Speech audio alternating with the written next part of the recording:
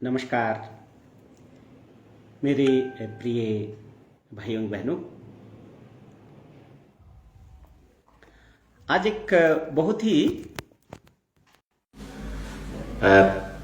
महत्वपूर्ण विषय धर्म संबंधी और आध्यात्मिक साधना संबंधी है, जिस पर हम विशेष रूप में चर्चा करना चाहेंगे। इससे पहले कई एपिसोड में, कई लेक्चर्स में मैंने ये बताया था और भगवान श्री श्री आनंद मूर्ति जी के बातों को आप सबके सामने रखने का प्रयास किया कि धर्म साधना का मतलब ही है तंत्र और योग की साधना। आध्यात्मिक साधना का मतलब ही होता है तंत्र और योग की साधना। इसके व्यवहारिक पहलुओं पर बात करेंगे। इसके व्यवहारिक पहलुओं पर हम बात करें उससे पहले थोड़ा सा सदाशिव, तारक ब्रह्म सदाशिव, जगत गुरु सदाशिव, देवों के देव महादेव वैद्यनाथ योगेश्वर श्री सदाशिव ही तंत्र के प्रवर्तक थे। तंत्र योग के प्रवर्तन उन्होंने किया था। कह सकते हैं कि सदाशिव का जो आगमन काल था वो अथर्ववेद के समय था। ऋग एंड यजुर्वेद के समय काल में नहीं थे, अथर्ववेद के समय में। जिस समय आर्य लोग भारतवर्ष में आ चुके थे, उनका आगमन हो चुका था। वैसे ही समय में सदा शिव आए थे। आर्यों का जीवन शैली अगर देखते हैं तो एक प्रकार के घुमक्कर जीवन शैली थी, नॉर्मेडिक जीवन शैली थी। और भारतवर्ष की जो पुरानी जो परंपराएं थी वो तांत्रिकी परंपराएं थी। तो लोगों के मन में एक गलत धारणा समाज में बहुत ही बाद में तंत्र के बारे में पैदा हुआ। किंतु तंत्र का जब मनुष्य सही अर्थ को समझ जाते हैं तो फिर मनुष्य की जो भ्रांत धारणाएं हैं वो खत्म हो जाती है। तंत्र शब्द के हम दो अर्थ पाते हैं। एक है तन। तन का मतलब यह है शरीर, स्थूल शरीर। तन का मतलब है जड़ता, अर्थात जड़ता से सूक्ष्म की ओर ले जाना, अर्थात इनर्टनेस, स्टैग्नेंसी, अगति से परमागति की ओर ले जाना, अगति से गति, गति से परमागति, स्थूलता से सूक्ष्म और सूक्ष्मता से चैतन्य की ओर ले जाने की जो मेथोडोलॉजी है, जो प्रोसीडियर है, जो व्यवहारिक पद्धति है, उसे ही हम तंत्र कहते हैं। तंत्र का दूसरा अर्थ क्या है? तमह। का मतलब होता है अंधकार, घोर अंधकार, तमिश्र अंधकार, सिमेरियन डार्कनेस जिसको कहते हैं। जैसे देखेंगे दीपावली का जो रात होता है भयंकर अंधकार होता है, उसमें इतनी अंधकार होती है कि लोग एक दूसरे के शरीर को भी, नजदीक के लोग आप अपने हाथ को देख नहीं सकते हो, ऐसा अंधकार हो जाती है, डार्कनेस। तो ये भौतिक जगत की अंधकार की बातें नहीं हो रही है, यहां पर हो रही है मन की अंधकार, अंधविश्वास, कुसंस्कार, जड़ता में निमग्न, भोग विलास में निमग्न, जड़ता में निमग्न, पशु जीवन शैली जीने वाले, ऐसी अवस्था में, अर्थात तमशा जिसके द्वारा खत्म किया जाता है, जिस मेथोडोलॉजी के माध्यम से, जिस प्रोसीजर के माध्यम से, जिस तकनीक के माध्यम से मनुष्य के मन के अंधकार को दूर किया जाता है। तमशो मां ज्योतिर्गमयो, तमशा से ज्योति, प्रकाश, आध्यात्मिक प्रकाश की ओर ले जाना। ये जो तमशो मां ज्योतिर्गमयो का जो पथ है वो है तंत्र का पथ। तो यहां पर दो अर्थ हुए, एक जड़ता से और दूसरा तामसिकता से चैतन्य की ओर ले जाने की जो पद्धति है वो है तंत्र। ये एक पद्धति है जिस पद्धति को तारक ब्रह्म सदाशिव ने संपूर्ण मानव जाति के सर्वात्मक उत्थान, आध्यात्मिक उन्नति के लिए ये पथ प्रवर्तन किए थे। आज हम लोग महादेव को शास्त्रों में पाते हैं। तो महादेव कौन? देवों के देव महादेव। आज उनको देवता के रूप में हम लोग मानते हैं। क्यों मानते हैं?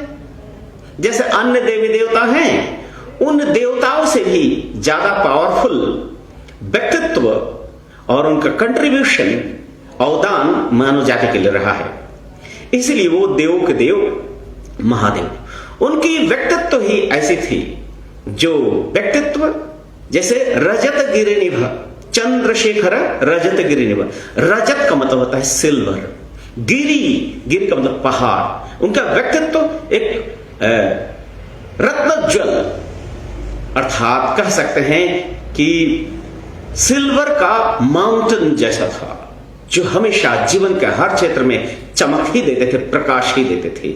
इसीलिए रजत गिरिनिभ उनकी व्यक्तित्व के साथ तुलना किया गया है। उन्होंने मानव जाति के उत्थान के लिए मनुष्य को जड़ता से सूक्ष्मता की ओर, चैतन्य की ओर, तमशा से प्रकाश की ओर ले जाने की जो प्रैक्टिकल व्यवहारिक पथ हमारे लिए दिए थे, वही है तंत्र। अब आइए, इनकी जो व्यवहारिक पथ क्या थी, कैसे जड़ता को खत्म करते, किस प्रकार जड़ता को खत्म करते। तो याद रखिएगा, जहां पर तंत्र होता है वहां पर यंत्र की जरूरत होती है, और यहां पर जहां पर यंत्र की जरूरत होती है वहां मंत्र की भी जरूरत होती है। इसका मतलब तंत्र है तो यंत्र है, तो यंत्र है तो मंत्र का भी प्रयोग होगा। इसके एक एक करके अर्थ हम बताते हैं आपको। तो तंत्र का अर्थ समझ गए, अब यंत्र का अर्थ समझें। यंत्र क्या है? यंत्र का मतलब एक मशीन है। कोई भी एक मशीन, एक वाहन, एक यांत्रिक, उसको चलाने के लिए कोई ना कोई ड्राइवर की जरूरत होती है, और जब वो प्रॉपर ड्राइवर हो जाते हैं तो वो मशीन धीरे धीरे मनुष्य को आगे की ओर ले जाएगा। जिस काम के लिए वो यंत्र का निर्माण किया गया, यंत्र का उपयोग होता है। तो यहां पर किस यंत्र की बातें हो रही है? यंत्र का मतलब नियंत्रण, जिसके द्वारा नियंत्रण सब कुछ किया जाए, वही है यंत्र। तो क्या चीज नियंत्रण करने की जरूरत है भाई? मनुष्य को क्या क्या नियंत्रण करने की जरूरत है? तो सबसे पहले आइए, मनुष्य कोई भी कर्म करता है वो सबसे पहले वो अपने मन में करते हैं। अर्थात कर्म का निष्पादन, अर्थात कर्म ऑलरेडी मन में हो जाता है। जैसे मन में किसी को कुछ मिठाइयां खाने की इच्छा हुई, कहां पर हुई? मन में हुई। इच्छा हुई और मन ही मन वो मिठाई खा भी लिए। लेकिन जब वो मिठाई खाने की इच्छा तीव्र हो जाती है तभी वो इंद्रियों को आदेश देता है, तब वो रोक नहीं पाता है। तो वो इंद्रिया कौन सा है? कर्मेंद्रिया। कर्मेंद्रिया अपने पॉकेट में हाथ डालता है, देखता है पैसा है कि नहीं। पहले बटुआ लेता है, पैसा लेता है, तो फिर धीरे धीरे वो मिठाई का जो स्थान है मिष्ठान्न भंडार की ओर वो बढ़ते हैं। अर्थात सबसे पहले मन में कर्म निष्पन्न हो चुका, उसके बाद इंद्रिया, कर्मेंद्रिया प्रक्षेपण करता है, थ्रो करता है। ये निष्पन्न करने के लिए आगे बढ़ता है, तभी वो मिठाई लाते हैं, फिर वो मिठाई खा के अपने आत्म सेंस को, ज्ञानेंद्र को तृप्त करता है। समझ गए? तो ये कर्मेंद्रिया और ज्ञानेंद्र से हम इंफॉर्मेशन लेते हैं, और कर्मेंद्रिया कर्म को करता है। किसके इंस्ट्रक्शन से? तो मन के इंस्ट्रक्शन से। मन के इच्छा के बगैर कोई कर्म निष्पादन संभव नहीं है, कंप्लीट करना संभव नहीं है। इसलिए आप जरा बताएं, ये जो हमारा शरीर है, ये कर्मेंद्रिया, ज्ञानेंद्रियां, चक्र, ग्रंथियां, ग्रंथिरस और वृत्तियों के द्वारा नियंत्रण होता है। और ये सब का नियंत्रण बिंदु कहां पर है? मन में है, चित्त में है। अर्थात मन को संपूर्ण बाहरी दुनिया से खींचकर चित्त में प्रतिष्ठित करना, चित्त में प्रतिष्ठित करके फिर चित्त से आगे की ओर कहां पर? मनुष्य के अहं और मनुष्य के महत तत्व में प्रवेशित करना। महत से कहां? चैतन्य में प्रतिष्ठित करना। अर्थात मनुष्य के शरीर से, जगत से खींचकर स्थूल मन में, स्थूल मन से सूक्ष्म मन में, और सूक्ष्म मन से चेतना की ओर बढ़ा ले जाना। ये जो मेथोडोलॉजी है, यही है तंत्र। तो यंत्र क्या है? यंत्र का कहां प्रयोजन है? जैसे देखेंगे, आप अगर रॉकेट लॉन्च करेंगे तो रॉकेट लॉन्च के लिए लॉन्चिंग पैड की जरूरत होती है। अब वो पैड जो है ना, बहुत ही स्ट्रांग होती है। वो कीचड़ में और दलदल में वो लॉन्चिंग पैड नहीं बनता है। स्ट्रांग बेस की जरूरत होती है। वो जो स्ट्रांग बेस है वही आपका लॉन्चिंग पैड है। और एक आध्यात्मिक साधक के लिए, उसके मन को आगे बढ़ाने के लिए कौन सी लॉन्चिंग पैड की जरूरत है? इसलिए आध्यात्मिक साधना में कहा जाता है, और गुरुदेव श्री श्री आनंद मूर्ति जी कहते हैं, क्या कहते हैं? नैतिकता जीवन का आधार है और साधना उसका माध्यम है, मीन्स है। और परम दैवीय चैतन्य सत्ता, life divinity, that is the goal of life. ताका यात्रा कहां से शुरू हो रही है? नैतिकता से। अर्थात नैतिकता का मतलब नियंत्रित बिहेवियर। इसलिए भगवान सदाशिव ने जो सिस्टम अपनाए थे, जो पद्धति अपनाए थे, वो क्या था? साधना की पद्धति। तो साधना कैसे की जाती है भाई? तो सबसे पहले मनुष्य को यम नियम का, अष्टांग योग जिसे बोलते हैं, क्या बोलते हैं? अष्टांग योग। तो अष्टांग योग से पहला पद क्या है, पहला पाठ क्या है? कपालभाति करना, प्राणायाम करना, अनुलोम विलोम करना। सबसे फर्स्ट पार्ट जो साधना का है वो है यम और नियम। यम नियम क्या है भाई? तो यम का मतलब यमयति जह सह यमः, यमयति यमराज, यमराज का मतलब मृत्यु को नियंत्रण करने वाला। यहां पर वो मृत्यु की बात नहीं हो रही है, यहां पर हो रही है नियंत्रण किस पे? अपने कर्मेंद्रियों पर। नियंत्रण किस पे? आपके मन पर। नियंत्रण किस पर? अपने वृत्तियों पर, अपने ज्ञानेंद्रियों पर, अपने इच्छाओं पर, अपने आशा आकांक्षा, हर प्रकार के एस्पायरेशन पर नियंत्रण करने की जो पद्धति है वही पद्धति क्या है? यम। तो यम एक यंत्र है जो किस चीज को नियंत्रण कर रहा है? अहिंसा, सत्य, अस्त्य, अपरिग्रह, ब्रह्मचर्य।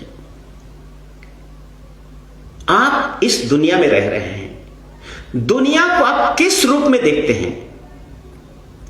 इस दुनिया को किस रूप में आप एक्सेप्ट करते हैं? दुनिया के साथ आपका बिहेवियर, पेड़ पौधे, लता गुल्म, पशु पक्षी, उसके साथ आपका बिहेवियर कैसा होना चाहिए? तो कंट्रोल्ड बिहेवियर होना चाहिए, नियंत्रित व्यवहार होना चाहिए। ये जो दुनिया के साथ जो नियंत्रित बिहेवियर का जो तरीका है, जो तरकीब है, वही है यम। तो सबसे पहले अहिंसा, सत्य, अस्त्य, अपरिग्रह, ब्रह्मचर्य। ब्रह्मचर्य क्या सिखाता है? ये दुनिया ही चेतनामय है, ब्रह्ममय ये जगत है, सब कुछ ब्रह्म की सृष्टि है। यहां जड़ नाम का कोई चीज नहीं है, सब कुछ ब्रह्म का ही रूप है। ये जो भावना तैयार, मनोभूमि तैयार हो रहा है, लंचिंग पैड तैयार हो रहा है। अहिंसा, जानबूझकर किसी को कष्ट नहीं देना है। सत्य क्या है? मन वो वाक्य का है सर्वभूतानां अपीडनम, मन वचन और कर्म से किसी को कष्ट नहीं देना है। अस्त्य मतलब क्या है? चोरी नहीं करना, मन से चोरी नहीं करना, चोरी करने की वृत्ति को ही खत्म कर देना। अपरिग्रह, अपने से जरूरत से ज्यादा कोई भी वस्तु का परिग्रहण करना ही अपरिग्रह साधना का विरुद्ध में है। इसलिए मनुष्य को उस अपरिग्रह नियम को पालन करना चाहिए। जरूरत से कोई भी चीज अपने पास जमा नहीं करना। ये कौन सिखाता है? शिव के द्वारा जो प्रतिपादित जो तंत्र साधना है वो सिखाता है कि किसी को कष्ट नहीं दोगे, जानबूझकर किसी को कष्ट नहीं दोगे, मन वचन से किसी को कष्ट नहीं दोगे। मन वाक् काय सर्वभूतानां अपीडनम अहिंसा। उससे पहले अहिंसा हुआ और अपीडनम अहिंसा। सत्य क्या है? पर हितार्थं वांग मनसो यथार्थतम सत्यम। दूसरे के हित के लिए जो आपके मन में शुभ भावनाएं हैं वही है कल्याण के लिए, वो सत्य है। इसलिए देखें कितना सुसंतुलित ये पद्धति सदाशिव ने दिया है। ये तंत्र का पहला सोपान है, फर्स्ट। क्योंकि मनुष्य का जो गति है कहां से शुरू होगा? शरीर से मन की ओर, शरीर से मन की ओर, भौतिक से सूक्ष्मता की ओर। मन सूक्ष्म है, इसलिए ये जो यम और नियम है ये क्या है? फिजिको साइकिक, भौतिकता से मानसिकता की ओर मनुष्य को धीरे धीरे खींच की ओर, अर्थात जड़ता से सूक्ष्मता की ओर ले जा रहा है। तमसोमा ज्योतिर्गमय। तो इसीलिए यह तंत्र का पहला सोपान है क्या है? यम। और दूसरा क्या है? नियम। नियम क्या है? नियम है कि जैसे बाहरी दुनिया में हम लोगों के साथ व्यवहार कर रहे हैं, ठीक उसी प्रकार हमारे मन में षड रिपु और अष्टपाश है जो कि सदा हमारे साथ शत्रु का काम करता है, हमें बंधन में डाल देता है, हमें आगे बढ़ने नहीं देता। काम, क्रोध, लोभ, मोह, माया, मत्सर, कुलशील, मान, जस, ये सारी चीज क्या है? ये हमें बांधता है, हमें आगे बढ़ने नहीं देता है। नाम यश कृति ये सब कुलशील की भावना ये सारे क्या है, मनुष्य की जड़ता में बांध देता है। ऑक्टोपस है ये, हमें बांध देता है। इसलिए नियम साधना क्या है, अपने मन पर नियंत्रण करने की साधना, वो नियम से शौच संतोष तपः स्वाध्याय ईश्वर प्रणिधान। ये है लंचिंग पैड, तंत्र का लंचिंग पैड। ये जब तैयार हो जाता है उसके बाद ही मनुष्य को, यम नियम के बाद ही मनुष्य को आसन करना होता है, क्योंकि आसन से ये देह पर नियंत्रण होता है। आसन से मनुष्य के ग्रंथियां नियंत्रित होती हैं, आसन से ग्रंथियों से जुड़ा हुआ उपग्रंथियां नियंत्रित होती हैं। उपग्रंथियों के साथ साथ उस ग्रंथियों के पास निहित जितने वृत्तियां हैं उस वृत्तियों पर नियंत्रण होता है। इसलिए आसन करना अति आवश्यक है। ये किसका है, ये भी सदाशिव का दिया हुआ तंत्र साधना का सेकंड पार्ट है। यम नियम, उसके बाद आसन, उसके बाद प्राणायाम एक साधना है। आप जानते हैं, जैसे पहले मैं बोला कि ये जो इंद्रियां हैं इसका कंट्रोलर कौन है, मन है। इसीलिए बोला है इंद्रिया नाम मनोनाथ, मनोनाथस्तो मारुतः। इंद्रियों का जो नाथ है, कंट्रोलर है, वो कौन है, मन है। और मन की नाथ कौन है, हमारा वायु है। ये जो श्वास हम ले रहे हैं, श्वास प्रश्वास ले रहे हैं, ये जब इसकी गति जब तीव्र हो जाती है तो हमारा मन की चंचलता बढ़ जाती है, मन अस्थिर हो जाता है, मन अधीर हो जाता है और मनुष्य का मन बेचैन हो जाता है। इतनी बेचैनी बढ़ जाती है कि अपने आपा खो बैठते हैं। इसलिए अपने इंद्रियों पर नियंत्रण करने के लिए मन पर नियंत्रण करना होगा और मन को नियंत्रण करने के लिए प्राणायाम करना होगा। प्राणवायु प्राणायाम ऐसी पद्धति, तो प्राणायाम पहले नहीं कर सकते, अनुलोम विलोम पहले नहीं कर सकते हैं। सबसे पहले अपने आधार भूमि को तैयार करना होगा और आधार भूमि है यम और नियम। उसके बाद आसन, उसके बाद ही आपको प्राणायाम। इस तरह से धीरे धीरे कई लेशंस हैं। तो आपको और हम बताएंगे। तो ये जो यम के ये यंत्र हैं, ये यंत्र हैं, ये इसी यंत्र पे बैठ के हम धीरे धीरे आगे बढ़ेंगे। ठीक है, जैसे यंत्र है तो चक्र भी है। तो देखेंगे मनुष्य के शरीर को अगर देखेंगे, मनुष्य के स्पाइनल कॉर्ड को देखेंगे, स्पाइनल कॉर्ड के एकदम लास्ट बिंदु पर जो चक्र है उस चक्र मूलाधार चक्र है। मूलाधार चक्र में वृत्तियां हैं, मूलाधार चक्र में ग्रंथियां हैं, मूलाधार चक्र में उपग्रंथियां हैं, मूलाधार चक्र में हार्मोन्स है और उस हार्मोन के द्वारा वृत्तियां भी प्रभावित होती है, आपके प्रोपेंसिटीज प्रभावित होता है। आप जरा सोच सकते हैं मूलाधार चक्र, ये जो चक्र है, ये चक्र किसका है, यंत्र का चक्र है। यहां पर तंत्र है, वहां यंत्र है, या यंत्र है वहां चक्र है। और जहां चक्र है वहां पर ग्रंथियां हैं, वृत्तियां हैं। वृत्तियों पर नियंत्रण करना, और वृत्तियां मन को गति प्रदान करता है, मन के अस्तित्व प्रदान करता है। इसलिए वृत्तियों पर नियंत्रण करना भी जरूरी है। इसलिए चक्र, तो आप जानते हैं साधना में तत्व धारणा एक लेशंस है। तत्व धारणा, तत्व धारणा क्या है, ये जो पंच तत्व है, छित जल पावक गगन सबीरा, ये पांचों तत्व का अपने शरीर में नियंत्रण बिंदु है।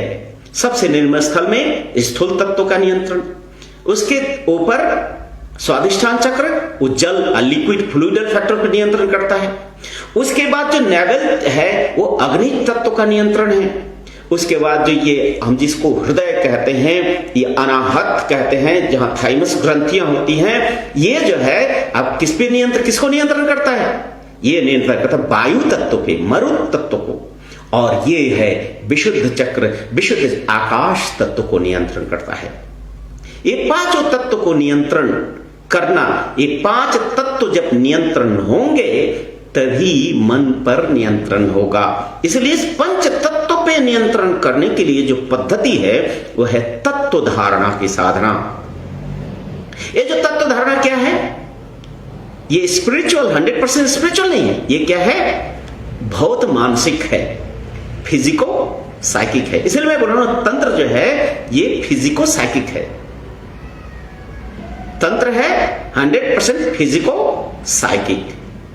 तो क्या करते हैं, तंत्र के माध्यम से कौल शक्ति, कुंडलिनी शक्ति अर्थात परम प्रकृति की शक्ति को जागृत करते हैं।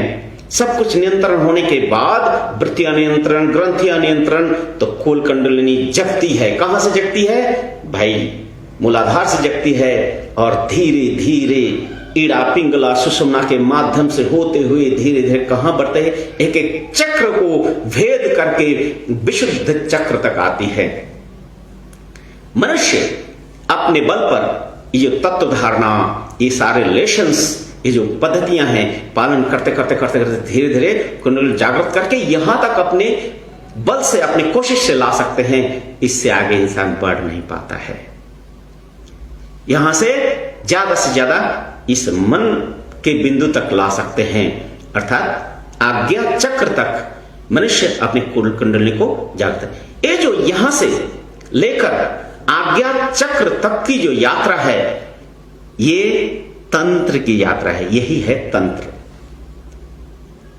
कुल कुंडली से लेकर, मूलाधार से लेकर आज्ञा चक्र तक की जो यात्रा है वो तंत्र साधना है। यहां पर भौतिकता से सूक्ष्मता, भौतिक स्थूलता से सूक्ष्मता की ओर जा रहे हैं। फिर यहां से शुरू होती है और एक यात्रा आज्ञा चक्र से। ये मनोभूमि है, मन का केंद्र भूमि है। इससे ऊपर धीरे धीरे धीरे मन के स्थूल मन को, जिसको हम काममय कोश कहते हैं, मनोमय कोश बोलते हैं, मनोमय से फिर अतिमानस, विज्ञानमय और हिरणमय, एक एक कोश को धीरे धीरे सूक्ष्मता की ओर हम बढ़ते हैं। तो यहां से आगे बढ़ने के लिए जो यात्रा है, उस यात्रा को कहते हैं योग। योग जोड़ना, मन को आत्मा से जोड़ना, भौतिक दुनिया से खींच के मन को यहां तक लाए। अब यहां से आगे की यात्रा जो है वो योग होता है। संयोग योग इत्युक्ते जीवात्मा परमात्मनि। यहां पर देह काम नहीं कर रहा है, यहां पर मन काम कर रहा है। इस मन को सूक्ष्म से सूक्ष्मतर बना के परम चेतना में प्रतिष्ठित करने की जो पद्धति है वो है योग की पद्धति, जिसको हम ध्यान कहते हैं। ध्यान के माध्यम से, प्रत्याहार के माध्यम से क्या करेंगे, धीरे धीरे मन को अपग्रेड करना है, ग्रेजुअल ट्रांसफॉर्मेशन करना है। ट्रांसफॉर्मेशन करके यहां से यहां तक सहस्रार्थ तक की जो यात्रा है, ये यात्रा योग के द्वारा होगा। योग 100% भावात्मक है, आइडिएशनल है। यहां पर मंत्र की भी बहुत बड़ा इंपॉर्टेंस है। मंत्र मननात ताड़े जस्तु सह मंत्र जिसके द्वारा मन के अंधकार को दूर करते हैं, जिसके द्वारा मन को खींचकर परम चैतन्य में प्रतिष्ठित करते हैं, वही तंत्र योग साधना। तो धर्म साधना अर्थात ईश्वर प्राप्ति, ब्रह्म प्राप्ति, मोक्ष की प्राप्ति किसके माध्यम से संभव है? तंत्र और योग के माध्यम से है। तंत्र और योग के नियमित अभ्यास से है। तंत्र योग के नियमित अभ्यास से धीरे धीरे धीरे धीरे एक पशुवत मनुष्य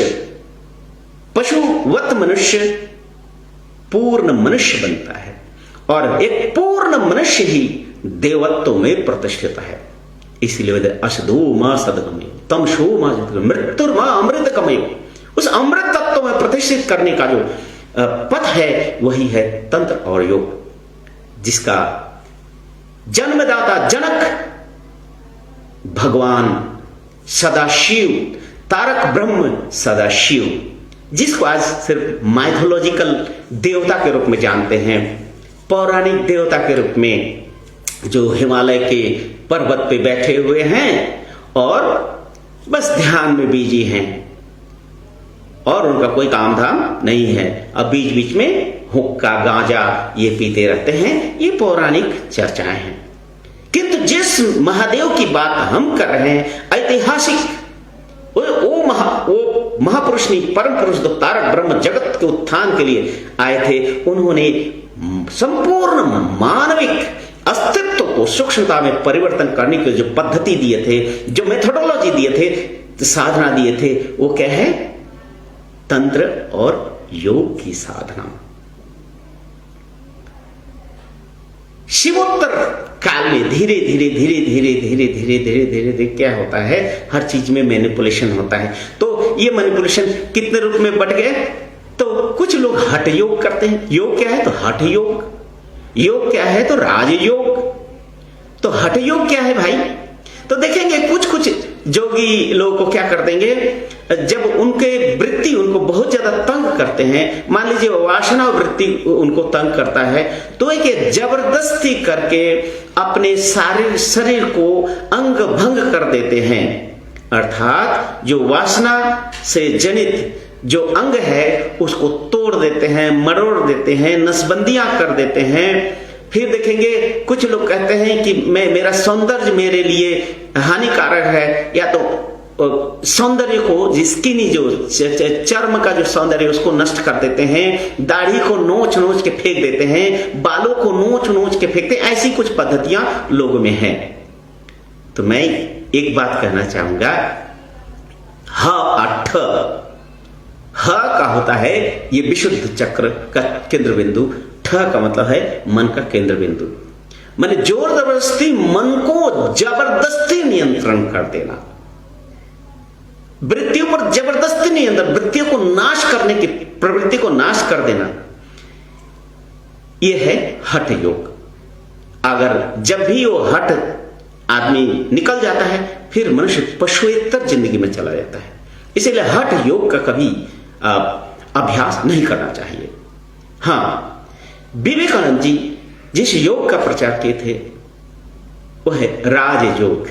राजयोग क्या है भाई? राजयोग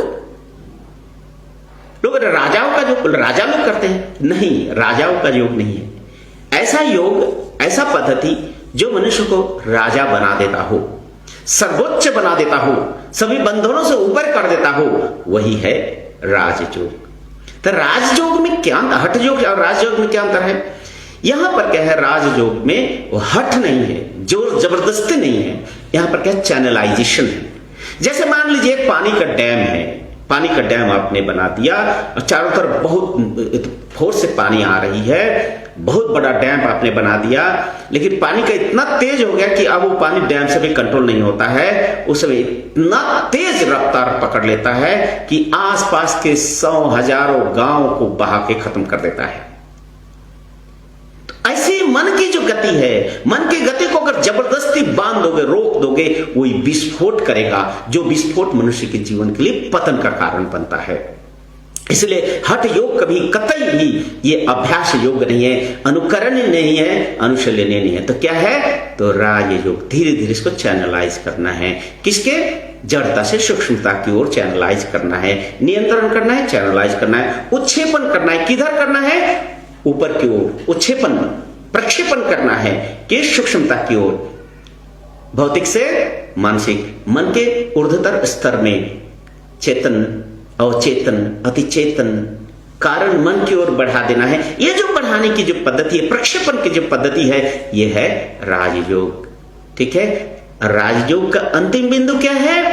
अपने चित्त से अहंग से महत में जाना, अर्थात भूमा के कॉस्मिक मन में प्रतिष्ठित करना, अर्थात सविकल्प समाधि। यहीं तक राजयोग ले जा सकता है। ये भी जीवन का परम लक्ष्य नहीं है। भगवान श्री श्री आनंद मूर्ति जी, भगवान सदाशिव और कृष्ण के दिए हुए उसी योग को मॉडिफाई करके, योग उपयोगी करके, मनुष्य के उपयोग के लायक करके और नए नए चीजों को जोड़ के मनुष्य को सूक्ष्मता की ओर आगे ले जाने के लिए राजाधिराज योग का प्रयास करें। तो राजाधिराज योग ही आनंद मार्ग का योग है। राजयोग और आनंद मार्ग योग में क्या अंतर है भाई? तो वो सिर्फ भूमा मन तक पहुंचाता है, और राजाधिराज योग मन के परिसीमा पार के भूमा मन से भूमा चैतन्य, जिसको परम ब्रह्म कहते हैं, जिसको परम पद कहते हैं, वहां तक, अरे अर्थात मोक्ष प्राप्ति के लिए मदद करता है। और यहां पर आनंद मार्ग साधना पद्धति में राजाधिराज योग में सिर्फ ड्राई साधना नहीं है, राजयोग एक ड्राई साधना है, उसमें भक्ति रस प्रेम वैराग्य का कोई स्थान नहीं है, ड्राई साधना है। इसीलिए कृष्ण भगवान ने ना हम तिष्ठामि वैकुंठे योगी नाम हृदय न च मद भक्तां यत्र गायन्ते तत्र तिष्ठामि नारद। अर्थात श्री कृष्ण कहते हैं जो ड्राई योगी एक सर को नीचे करके पैर को ऊपर करके घंटों बैठे हैं, बहुत ऐसे योगी है, ठंड है, भयंकर ठंड है, उस ठंड में नंगे होके बैठ के अपने शरीर को कष्ट देते हैं। तो ये जो है शरीर को कष्ट देने से आध्यात्मिक उन्नति कहां होगी भाई? आपका मन तो इस शरीर पे ही रहेगा कि आपको इतना चारों तरफ अग्निकुंड जला के आप बोल रहे तपस्या करें। ये कौन सा तपस्या है? ये सिर्फ लोग दिखावा है, लोगों को दिखाने के लिए है, और अब मैं बहुत बड़ा योगी हूं ये प्रति। तो साधना में आध्यात्मिक पद में धर्म पद में अहंकार का कोई स्थान नहीं है कि मैं सर्वश्रेष्ठ हूं। अपने आप को लोगों के सामने दिखावा करना, ये दिखावा ढोंग है, पाखंड है। इसलिए ये पाखंड का आध्यात्मिक जगत में इस तरह का कृच्छ साधन का कोई मतलब नहीं होता है, इस तरह का हट का कोई मतलब नहीं होता। इसलिए हट योग त्यक्त है आनंद मार्ग में। आनंद मार्ग क्या है? यहां पर मधुर भाव है, मधु विद्या है, कीर्तन है, प्रभात संगीत है। मधुर भाव में परमात्मा के प्रेम में डूबकर आवेग आकर्षण तीव्र आकांक्षा के साथ जब एक लक्ष्य परमात्मा को बना के आगे बढ़ते हैं, ना कोई कुछ न खोने का भय, ना कुछ पाने की लालसा, एक ही इच्छा कि इस परमात्मा के साथ मिलजुल कर एक हो जाना, अर्थात राजाधिराज का स्थान, सर्वोच्च स्थान ब्रह्मत्व को प्राप्त करना, वही एकमात्र राजाधिराज योग का लक्ष्य है।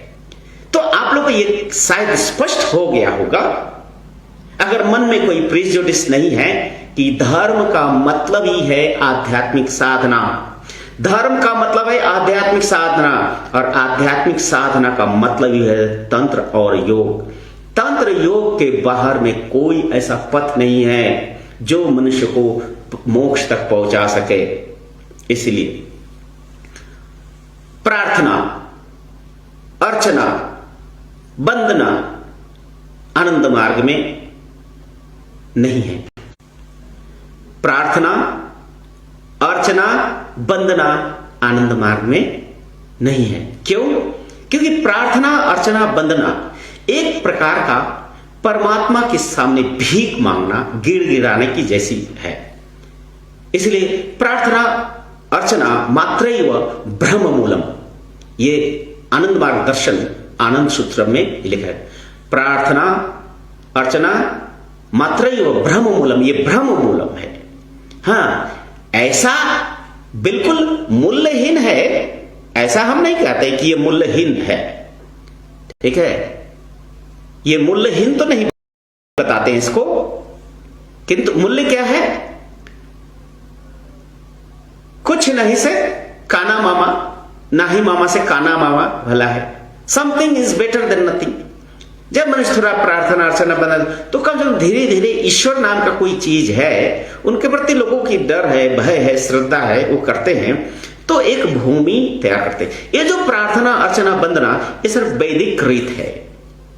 तो वैदिक रीत के अभ्यास से हो सकता है मनुष्य की मनोभूमि तैयार हो जाता है, किंतु ये जो राजाधिराज योग और तंत्र योग की साधना से वो सब की जरूरत नहीं होती है। ये तुरंत मनुष्य में चेंजेस, ट्रांसफॉर्मेशन लाता है, और अनादिकाल तक इंतजार, डूम्सडे के इंतजार में रहने की जरूरत नहीं है। मनुष्य चाहे तो इसी जीवन में मोक्ष प्राप्त कर सकता है, वो तंत्र और योग की साधना के माध्यम से।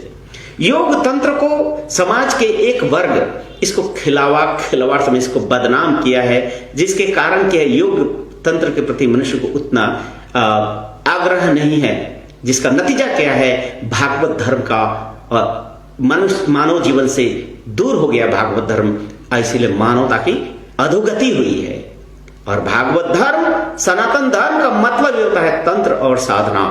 इसलिए मेरे प्यारे भाइयों और बहनों, जो इस धरती पे स्वर्ग राज लाना चाहते हो, आप लोग तंत्र और योग की साधना को हर जन जन तक पहुंचाओ।